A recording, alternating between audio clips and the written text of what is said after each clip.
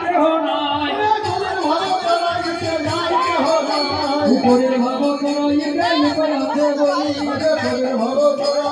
উপায় আছে বলি হরি নাম সংকীর্তনের মাঝে দাও বাড়া গরি সংকীর্তনের মাঝে দাও বাড়া গরি আরে বৈষ্ণব ঠাকুর আমার বৈষ্ণব ঠাকুর জন্মে জন্মে হয়ে জানো বৈষ্ণবের কুকুর